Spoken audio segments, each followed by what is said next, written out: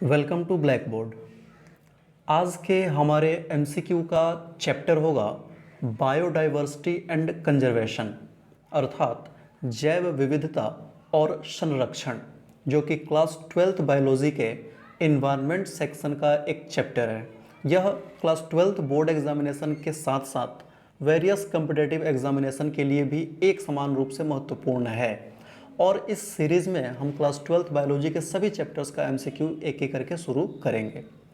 अगर आप हमारे इस यूट्यूब चैनल पे आने वाले किसी भी प्रकार के वीडियोस का पीडीएफ फ्री में डाउनलोड करना चाहते हैं तो हमारे इस टेलीग्राम चैनल को ज्वाइन करिए। वहाँ से फ्री ऑफ कॉस्ट आप पीडीएफ को डाउनलोड कर पाएंगे।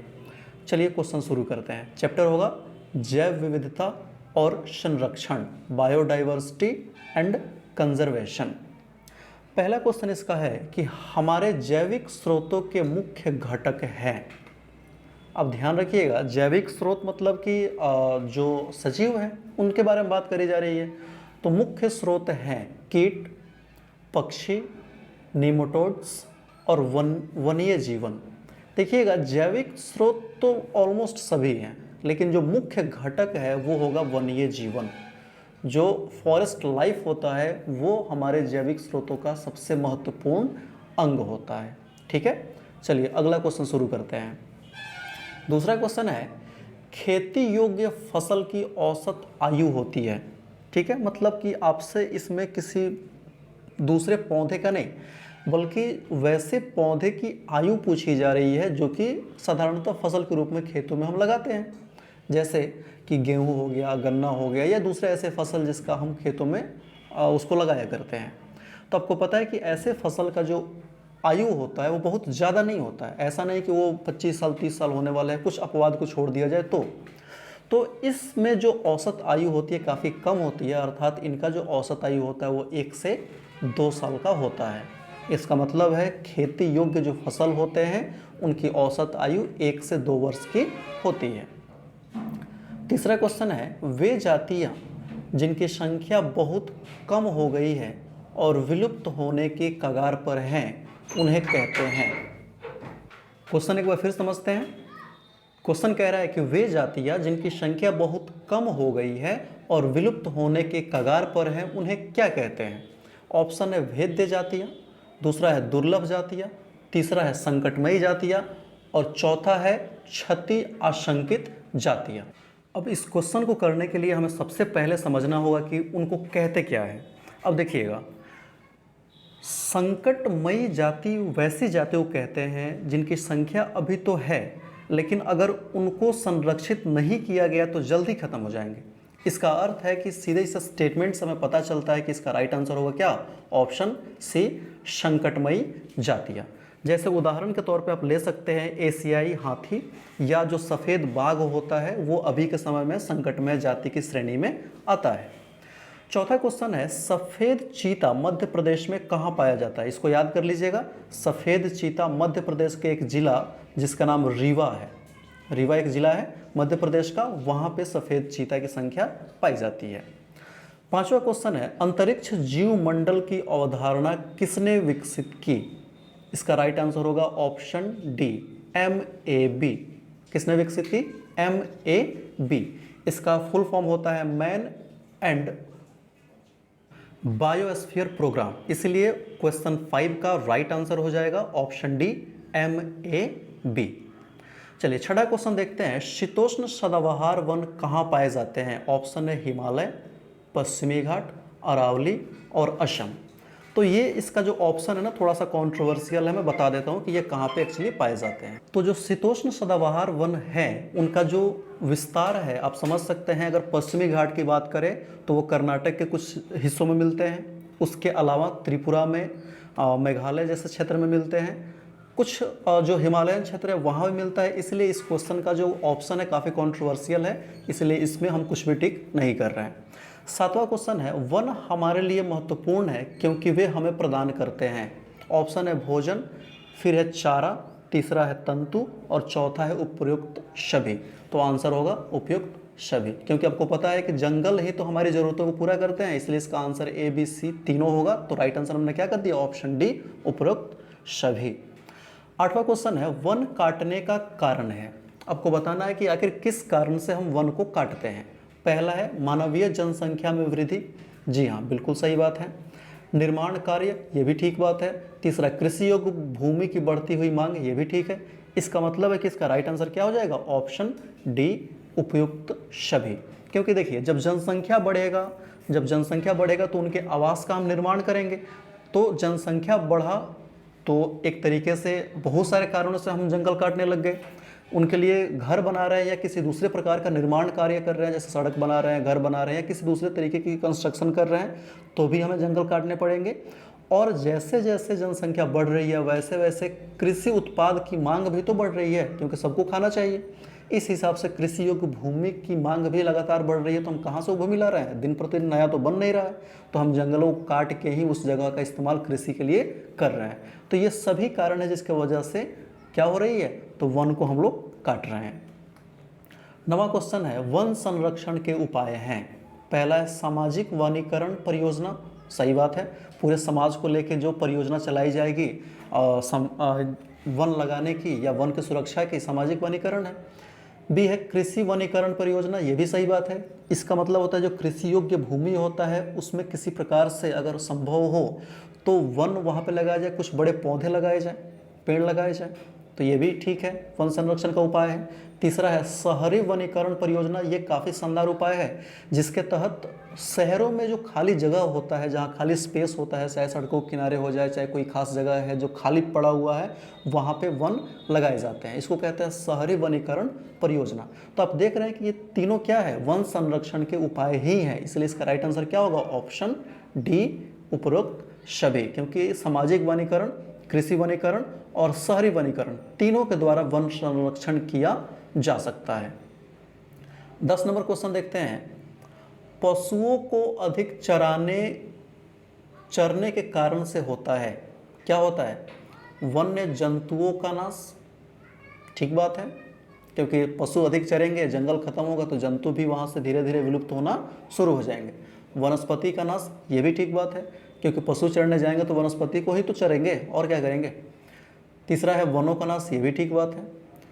सी ऑप्शन देखते हैं, पौधे, जंतुओं और मृदा का नाश। सबसे ज़्यादा जो सुटेबल आंसर है वो है ऑप्शन सी, क्योंकि अगर अधिक पशु चारण होता है वहाँ पे पौधे भी खत्म होते हैं, जंतुओं को भी नुकसान पहुँचता है और मृदा भी वहाँ से मृदा को भी नुकसान होना शुरू हो जाता है। इसलिए इसका राइट आंसर होगा ऑप्शन सी। 11 नंबर क्वेश्चन देखते हैं। निम्न में से कौन वन संरक्षण कार्य के विरोध में है। जी हाँ, वन संरक्षण कार्य के विरोध में है, मतलब कौन सा ऐसा प्रोसेस है जिससे वन संरक्षण को नुकसान पहुंचता है। तो पहला है लकड़ी काटने में बचाव, ये गलत है, क्योंकि लकड़ी काटने में बचाव करते हैं तो वन संरक्षण का ये काम होता है, उसके विरोध में नहीं होता है। फिर यह है आग लगने पर नियंत्रण, ये भी गलत है, क्योंकि आग लगने पर नियंत्रण आप करेंगे तो वन का संरक्षण होगा, संरक्षण के विरोध में नहीं जाएगा ये। फिर जंगली जंतुओं से सुरक्षा, ये भी ठीक है, लेकिन ये जो है प्रकाश की प्राप्ति, ये इसका राइट आंसर होगा, क्योंकि प्रकाश की प्राप्ति के लिए आप अगर जंगलों को काट के उसको सुखा कर लकड़ी जलाते हैं तो ये वन संरक्षण के काम के सीधे विरोध में होता है। इसीलिए 11 का राइट आंसर क्या होगा, ऑप्शन बी, प्रकाश की प्राप्ति। 12 नंबर क्वेश्चन है। निम्न में से कौन विदेशी प्रजाति है। निम्न में से कौन विदेशी प्रजाति है। ऑप्शन है कतला, रोहू, नील पर्च और हिप्पोकैम्पस। तो इसका राइट आंसर होगा नील पर्च। नील पर्च जो है वो एक विदेशी प्रजाति है। 13 नंबर क्वेश्चन है। विक्टोरिया झील स्थित है दक्षिण अफ्रीका में, दक्षिण अमेरिका में, ऑस्ट्रेलिया में और स्विट्जरलैंड में। तो जी हाँ, इसका राइट आंसर होगा दक्षिण अफ्रीका में। 2 देश है, याद रखिएगा, जिम्बाब्वे और जाम्बिया, जहाँ पे ये झील स्थित है। कहाँ स्थित है, तो ये दक्षिण अफ्रीका में स्थित है। 14 नंबर क्वेश्चन देखते हैं। भारत को कितने जैव भौगोलिक क्षेत्र, भारत में कितने जैव भौगोलिक क्षेत्र हैं। तो इस क्वेश्चन में भारत के कुल जैव भौगोलिक क्षेत्र कितने बांटे गए इसके बारे में पूछा गया है। तो इसका राइट आंसर होगा ऑप्शन ए, कुल 10 जैव भौगोलिक क्षेत्र भारत में हैं। अब ये 10 कौन कौन से हैं इसको देख लेते हैं। पहला है ट्रांस हिमालय, दूसरा है हिमालय क्षेत्र, तीसरा है मरुस्थल, चौथा है अर्धशुष्क, पांचवा है पश्चिमी घाट, छठा है दक्कन प्रायद्वीप, सातवां है गंगा का मैदान, 8वां है उत्तरी पूर्वी भारत, 9वां है द्वीप और 10वां है तटीय प्रदेश। इस तरीके से भारत में जैव भौगोलिक क्षेत्रों की संख्या कुल कितनी है? तो 10 है। चलिए अगला क्वेश्चन देखते हैं, क्वेश्चन 15। विश्व में तप्त स्थलों की संख्या कितनी है? तो इसका राइट आंसर होगा ऑप्शन ए 34। याद रखेंगे, विश्व में कुल 34 तप्त स्थल हैं। और पिछले लेक्चर में मैंने बताया था कि भारत में कितने तप्त स्थल है। इसका आंसर आप लोग कमेंट बॉक्स में मुझे करिए कि मुझे पता चले कि आपने कितने अच्छे से उसको देखा है। 16 नंबर क्वेश्चन है, मलेरिया के उपचार हेतु किस पौधे से दवा तैयार की जाती है? पहला है मॉर्फिन, दूसरा है कुनैन, तीसरा है टैक्सोल और चौथा है तुलसी। तो इसका राइट आंसर क्या होगा? इसका राइट आंसर क्या होगा? ऑप्शन बी कुनैन। जी हाँ, याद रखेंगे, मलेरिया के उपचार के लिए जो दवा तैयार की जाती है वो कुनैन से प्राप्त होता है। एक पौधा है जिसका नाम है कुनैन। 17 नंबर क्वेश्चन है, तुंगों में प्रति 1000 मीटर की वृद्धि पर तापमान कितना गिरता है? मतलब ऊंचाई के साथ अगर आप ऊपर की तरफ बढ़ रहे हैं तो अगर 1000 मीटर मतलब 1 किलोमीटर चले गए तो तापमान कितना गिरता है? इसका राइट आंसर होगा ऑप्शन ए 6.5 डिग्री।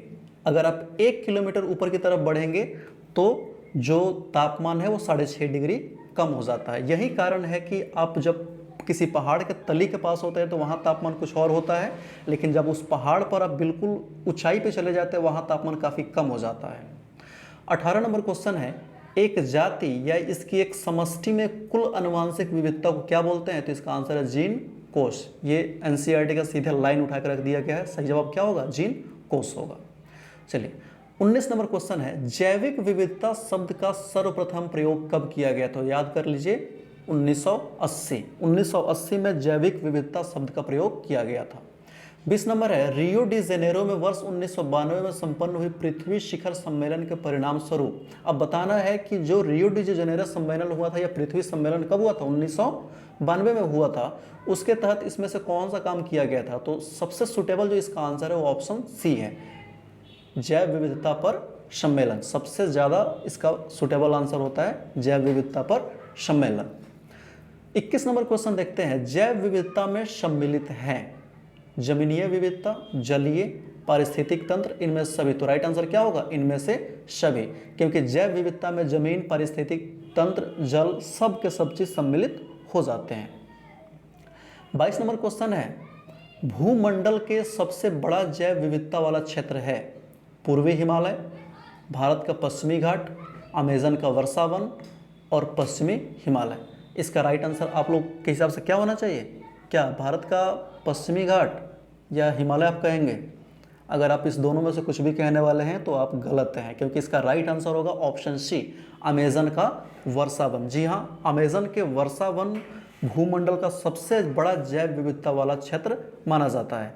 और एक चीज़ और याद रखिएगा, अमेजन के वर्षा वन को ही पृथ्वी का फेफड़ा कहा गया है, क्योंकि जैव विविधता इतनी ज़्यादा है, पेड़ पौधे इतने ज़्यादा है कि काफ़ी ज़्यादा मात्रा में वहाँ से ऑक्सीजन उत्पन्न होता है और फिर पूरी पृथ्वी के जो जीव हैं आराम से ऑक्सीजन को ले पाते हैं। इसलिए अमेजन के वर्षा वन को हम पृथ्वी का फेफड़ा भी कहते हैं। 23 नंबर क्वेश्चन है, पारिस्थितिक विविधता में कौन सम्मिलित है? अल्फा विविधता, बीटा विविधता, गामा विविधता, इनमें सभी। तो आंसर हो क्या? डी, इनमें से सभी। 24 नंबर क्वेश्चन है, इनमें से कौन विदेशी स्पीसीज नहीं है?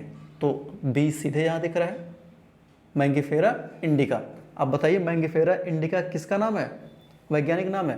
तो आम का वैज्ञानिक नाम क्या होता है? मैंगिफेरा इंडिका, जो भारत की देशज स्पीसीज है, विदेशज नहीं है।